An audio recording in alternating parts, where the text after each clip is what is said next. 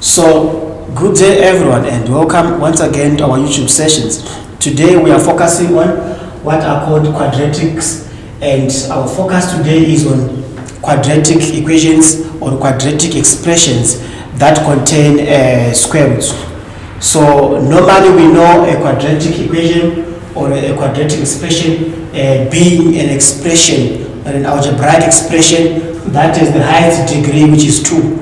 But the quadratics that contain square roots, they do not have a squared, but we solve them using quadratic equations. So we want to be able to take an exploration and see how do we solve such equations. So let's talk to those guys who are just new to our channel, and make sure that if it is your first time to watch our channel here, make sure that at the end of this video you also don't forget to hit our subscription button and the notification button, so that you get to see some notification of the videos that will be coming from time to time.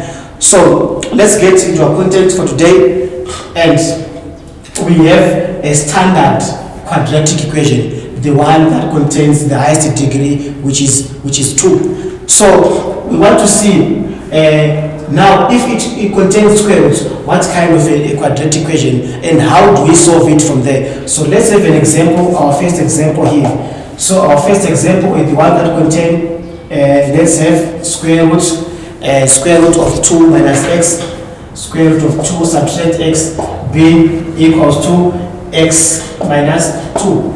So these are the type of quadratics that we want to see. How do we solve them?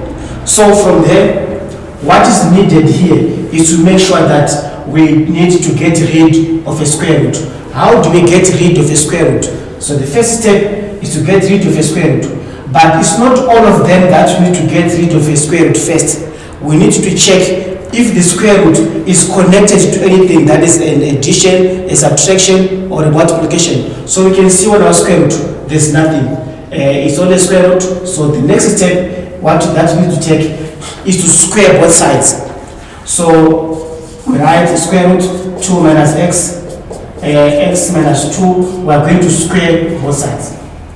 Because this is an algebraic expression containing an x, we need to square it in brackets, just like what we've done. So the next step, we have to a square root and a square, they cancel each other, which means we are left with the 2 subtract x is equals to x, and we expand this one, x minus 2, x minus 2. So the next step that we're going to take, we are going to use what we call a FOIL method to expand this.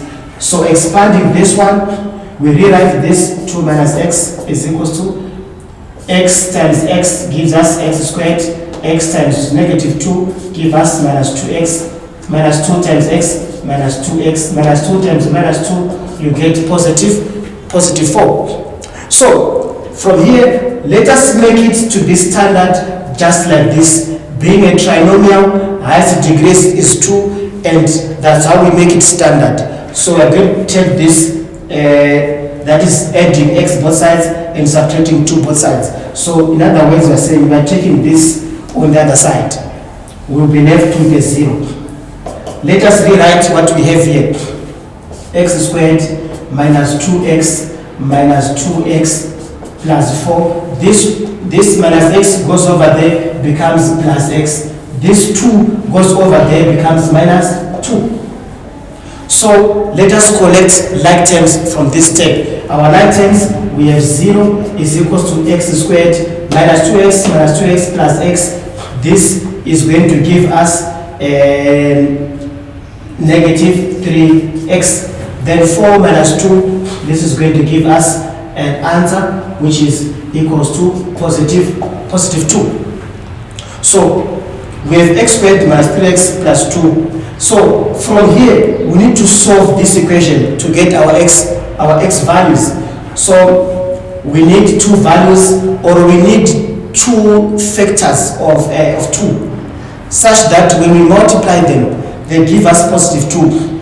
But when we add them, they give us minus 3. So let's find factors of positive 2. We are now factorizing. Factors of 2, this number are 2 times 1. But 2 times 1, when we remove multiplication, 2 plus 1 does not give us minus 3.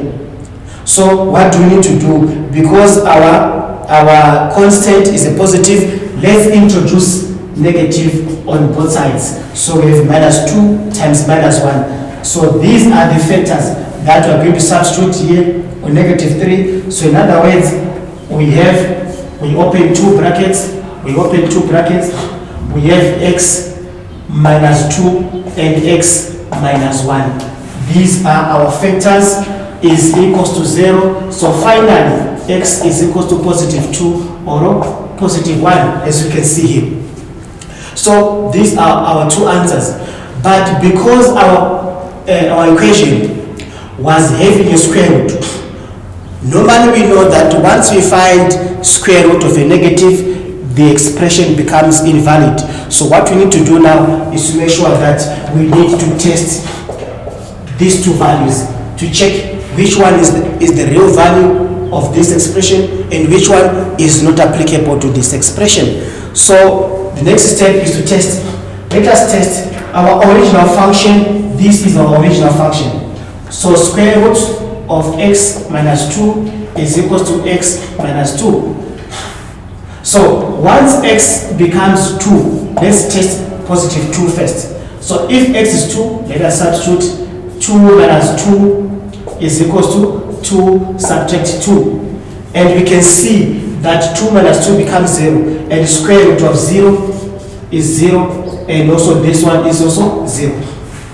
So after this, let us also test 1. So square root of 1 minus 2 is equals to 1 subtract 2. So 1 minus 2, we all agree that this gives us negative 1. And 1 minus 2, this gives us negative 1 again one more time. But when we take our calculator and punch square root of negative 1, you can see that square root of negative 1 does not exist.